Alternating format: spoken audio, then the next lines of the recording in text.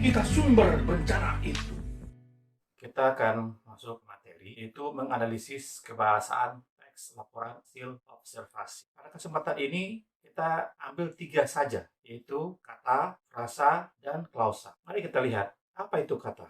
Kata dalam kamus bermakna satuan bahasa yang dapat berdiri sendiri. Terjadi dari morfem tunggal, misalnya tu, rumah, datang, atau morfem gabungan, atau gabungan morfem. Misalnya pejuang, pe tambah juang. Jadi ada morfem yang atau Pancasila menjadi Pancasila, maha kuasa jadi maha kuasa. Semuanya berakhir dengan melebur jadi kata. Kata berdasarkan bentuknya dapat kita bagi menjadi 4. Itu kata dasar, kata ulang, kata majemuk, dan kata serapan. Namun pada kesempatan kali ini kita tidak akan membahas yang 4. Kita persiapkan untuk pertemuan berikut. Kata berdasarkan kategorinya di dalam bahasa Indonesia bagi menjadi 8. Pertama, kata benda atau nomina. 2, kata kerja atau verba. 3, kata sifat, adjektiva. 4, kata ganti atau pronomina. Yang kelima, kata keterangan atau adverbia. Yang keenam, kata bilangan atau numeralia. Yang ketujuh, kata sambung atau konjungsi. Dan yang terakhir adalah kata sandang.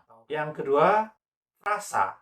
Nanti ketika menganalisis, frasa memungkinkan untuk banyak ditemukan. Apa itu frasa? Frasa adalah gabungan 2 kata atau lebih yang bersifat non-predikatif. Misalnya gunung tinggi. Disebut frasa karena merupakan konstruksi yang non-predikatif. Mari kita lihat jenis-jenis frasa. Jadi frasa berdasarkan kelas kata bagi lagi menjadi 6. Pertama adalah frasa kata kerja. Kenapa dikatakan frasa kata kerja? Karena memiliki unsur kata kerja dalam pembentukan. Toh, sedang tidur, sedang menonton televisi, sudah makan, bayinya ketawa. Kata benda dikatakan frasa kata benda karena unsur utama pembentukannya dari kata benda. Mari kita lihat contohnya. Gedung olahraga, lapangan basket, buku gambar, nasi goreng. Rumah ini milik kakeknya seorang dokter. Semuanya terbentuk dari kata benda. Yang berikutnya adalah frasa kata sifat.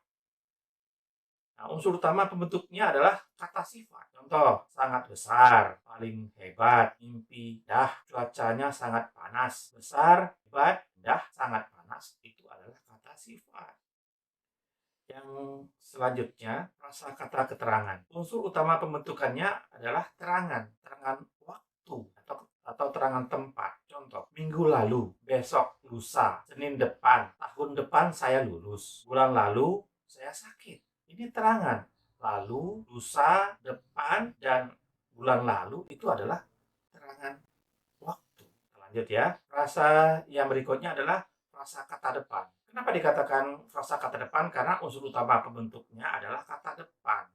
Oke, dari. Contohnya adalah di dalam kulkas, di depan sekolah, di pinggir pintu, ke Bandung, dari Jakarta.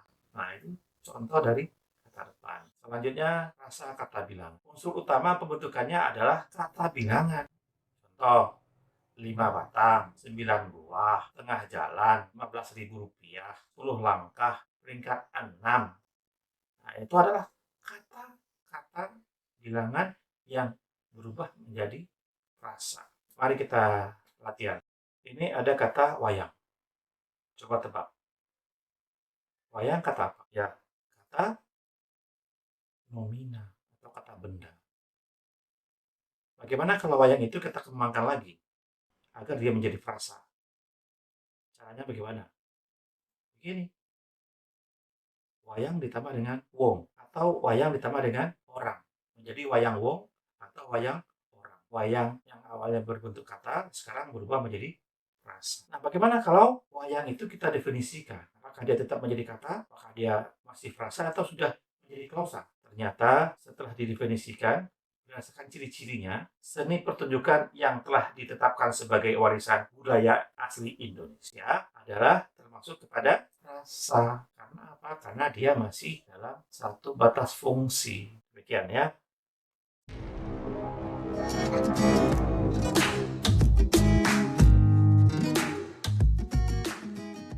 Sekarang kita masuk materi klausa. Klausa secara leksikal adalah gabungan kata yang setidaknya memiliki subjek dan predikat.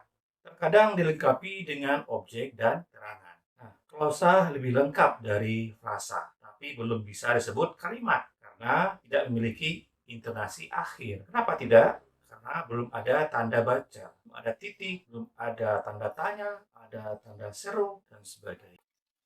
Klausa berdasarkan strukturnya, pertama sekali adalah klausa bebas, dan yang kedua adalah klausa terikat. Nah, kita lihat dulu apa itu klausa bebas. Klausa bebas adalah klausa yang bisa menjadi kalimat, karena dalam klausa ini sudah terdapat subjek dan predikat. Klausa ini juga biasa disebut dengan klausa. Contoh, ayah ini terdiri dari subjek dan predikat. Adik sekolah juga sudah ada subjek dan predikat.